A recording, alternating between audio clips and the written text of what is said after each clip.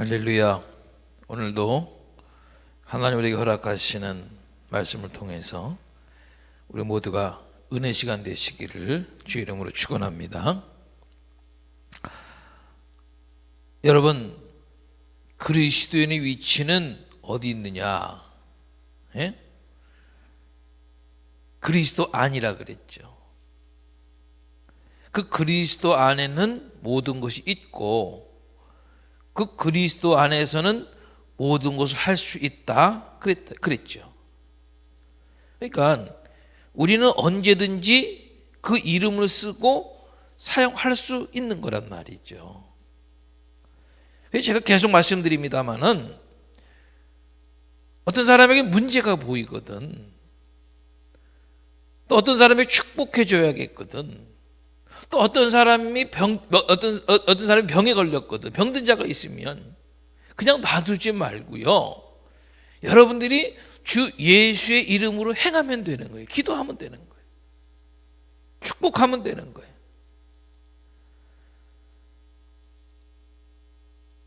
지난 말씀드린 대로 저도 정말요, 베니인 목사님이나 본케어 이런 목사님, 또 캘리포니아 레딩에 보면은 베델교회 빌 존스 목사님 같은 분, 예? 그런 분들은 많이들의 병을 고치고 일으키는 그런 일들을 하고 계시죠. 저도 지금까지 목회하면서 부족하지만은 주님의 이름으로, 예수의 이름으로 많은 병든 자를 위해서 기도하고, 또 그랬더니 하나님이 그 중에서 많은 분들을 고치시는 그런 경험을 했거든요. 그래서 고린도서 4장 20절 말씀대로 하나님의 나라는 말에 있지 아니하고 오직 능력이 있음이라 그랬단 말이에요.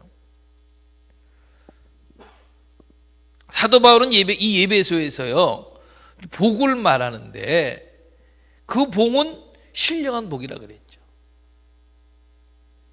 그리고 그 신령한 복 중에서 가장 중요한 것이 뭐냐면은 창세전에 구원받기로 선택받은 것이라 그랬죠. 어떤 것보다도 창세전에 우리를 구원받기로 선택해 주신 것, 예? 정말 이 땅에 수많은 사람들 가운데서 하나님이 우리를 선택하신 겁니다. 할렐루야. 그것도 기쁘게 우리를 선택하셨다 그랬죠. 여러분, 이 선택의 교리는요, 너무너무 중요한 겁니다. 이것은 믿는 자에게 넘치는 기쁨과 말할 수 없는 위로가 되는 거예요. 여러분, 왜 어떤 이유 때문에 선택받았다고요? 네? 이유가 없어요. 어떤 잘난 이유가 나에게 없지만 순전히 하나님의 은혜로 택함 받은 겁니다. 네? 예수 안에 있는 이 구원의 축복으로 언제나 감사할 수 있기를 주님의 이름으로 축원합니다. 여러분, 그러면 왜 이런 신령한 복을 택하시고, 신령한 복을 그리고 택하시고, 또 구속 곧 죄사함 받게 하시고 구원하신 이유가 뭡니까?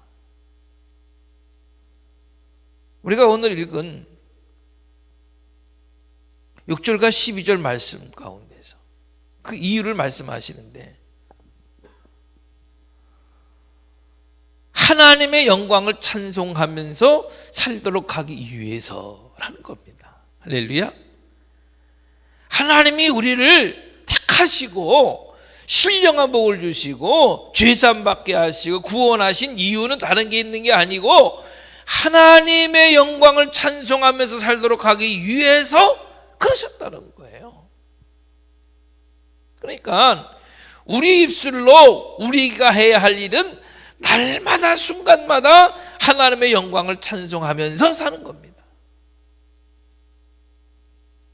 여러분들도 그러시겠습니다만 저도요, 찬송을 부르고 복음성가를 부르고 하는 그런 시간이 제일 좋은 것 같아요. 찬송을 하다 보면요, 없던 기쁨도 생기고요, 평안해지기도 하고요, 감동도 되고요, 소망이 넘치게 되고요. 할렐루야. 저만은 아닐 거예요. 여러분들도 아마 그럴 거예요, 분명히.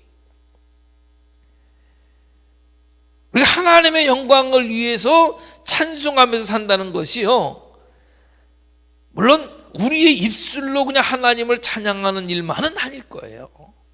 우리 삶에 하나님의 영광이 드러나는 삶이 되어야 되는 건 물론이죠. 그러니까 삶이 곧 찬송이 되어야 되는 거예요. 그런데요, 이렇게 그리스도 안에서 신령한 복을 받았는데 사도 바울은요, 이런 복들은 나 혼자만 갖는 게 아니라고 말씀하는 겁니다. 그 복들은 우리들의 것이라는 거예요.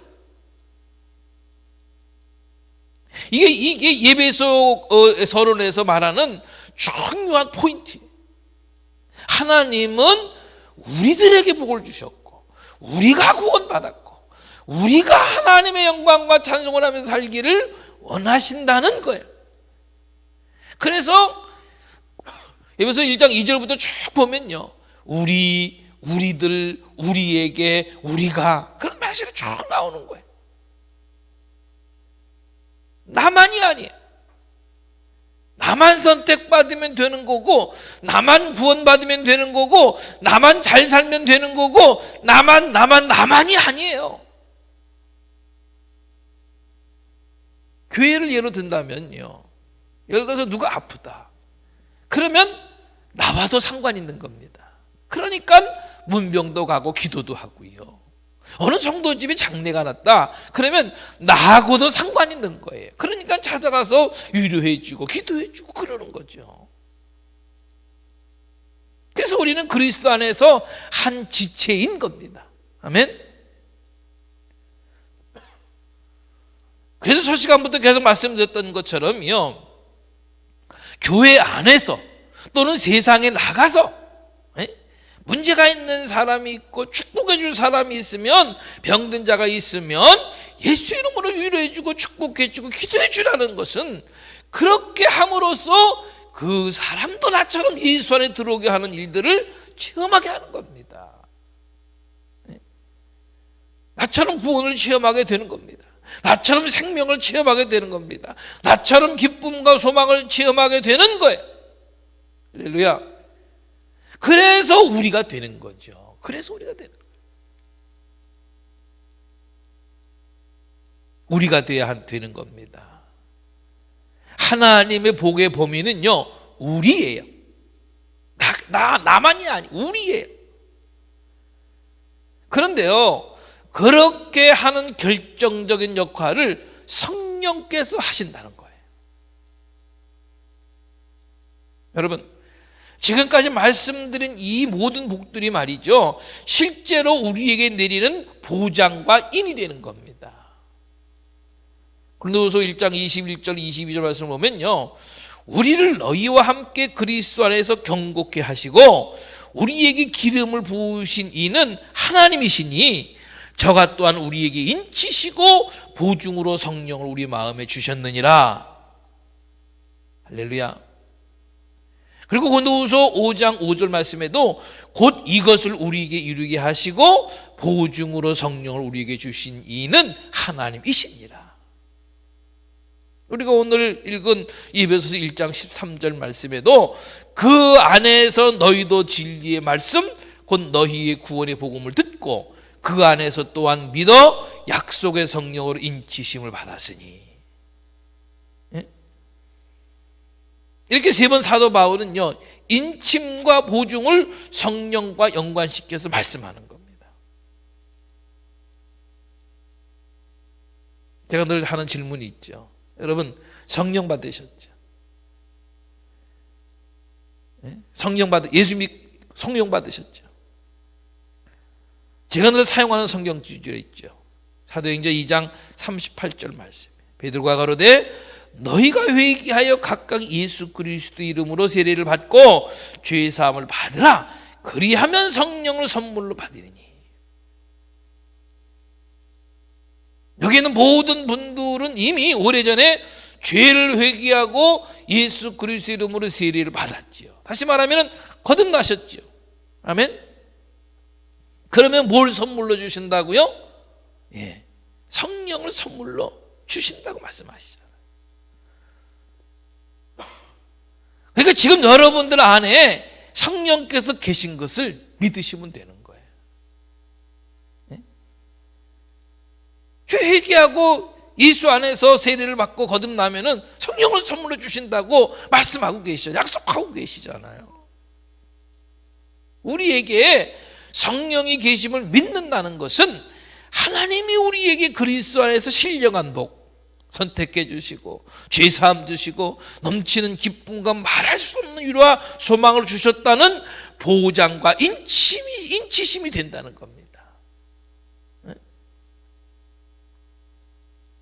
그것이 우리에게 보장의 인치심이 되는 거예요.